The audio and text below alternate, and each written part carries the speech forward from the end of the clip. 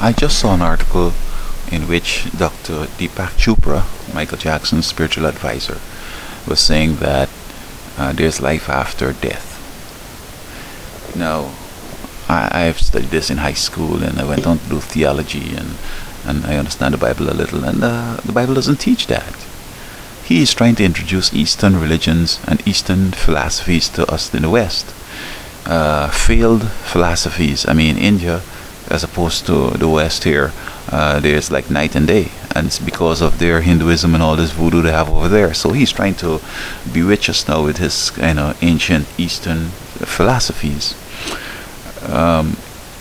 He doesn't believe in beginnings like us. Like we believe in the West here through the Bible that God created the first people, and he took the dust and he breathed into man, and man became a living soul. So that he didn't give man a soul, or man hadn't a soul. The body plus the breathing created this living soul. So that when the breath stops, what happens usually, and the blood stops to circulate, we go back to the body. There's no soul to go anywhere. This is the devil's idea, that telling us that, when the Bible says that the man that sinneth will die. He's trying to tell us, just like he told Adam and Eve, you will not die. I mean, that was in the beginning, but today we know babies, how they form and all that, the sperm and the ovum, and you give them a spank so they can get some breathing going, but they were already alive because they were living in the body of the parents, of the mom. But the whole principle, nevertheless, he has to take that breath to really live. So that when we stop breathing, we go back to our body. We don't have a soul as such. They have stories, and people even tell you they feel in the parents, they're coming back and visit them, they're meeting them in the park and all that. That's a demon, that's a devil who knows about their business, so they will tell you things that you have done with them in the past, and you feel that, oh, this has got to be my mom or dad or relative or friend. No, it's a devil that is doing this. Now, Dr. Chopra, as a scientist and as a medical doctor, I will go to him for medicine, but his Eastern Hinduism and all that, I'm not interested in that. And just like James Ray with the sweat lodges in Arizona, you have Tony Gibbons or Robbins, again out in California there, San Diego around there, teaching these ancient things. Robbins walks through fire, and they believe in a whole bunch of we can do things, and we could motivate ourselves, we can. It's God. In the West, they believe it's God who helps us to do things. God says that the soul that's sinneth, it shall die. The devil said, no, you will not die. But it happens. Everybody has died for the last 200 years. I mean, there's nobody living over 120 years. All of them have died.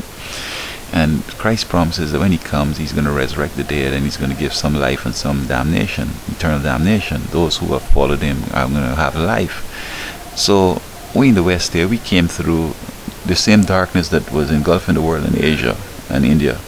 And we had this rebirth of learning through the scriptures and all that, and we have had the Christian Reformation, and we had the Renaissance, and the Industrial Revolution, and management advancement of science and technology, just running away.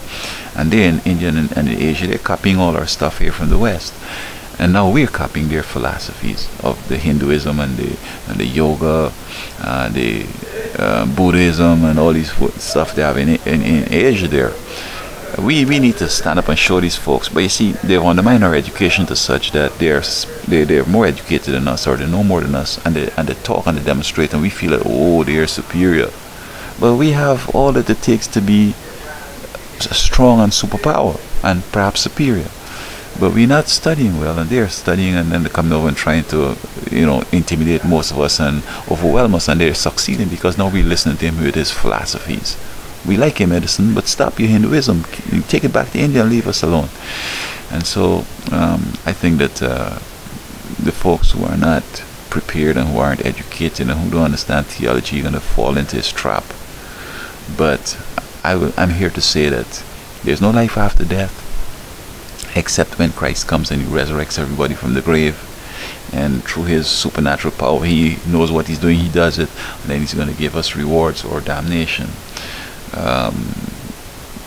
I hope that individuals don't do like Michael and others to get into these Indian spiritual stuff, to get rich and to get famous and whatever, and then you end up having some serious problems. I mean, I have experience with them. I know the things from Africa and India and Asia. They're bizarre as best, and they will get you if you run into them. We don't need that here. We Part of our economic meltdown is because of the increasing and predominance now of evil. Halloween, yoga, Ouija boards, psychics, all this. It's really a problem. And unless we wean ourselves from it, a recovery could be a little more challenging. I'm bullish. I'm recovered already. I'm ready to roll because of my Western religion, because of God in my life. But in Asia, that thing they have over there, it doesn't work. Look, Africa. I mean, Africa is a big, powerful place. Look at it today. They can't even provide clean water for themselves. Look, India. They drink water from the Ganges. All these people have no rights and all that stuff. Let us stick to our Western views and leave these Eastern religions alone.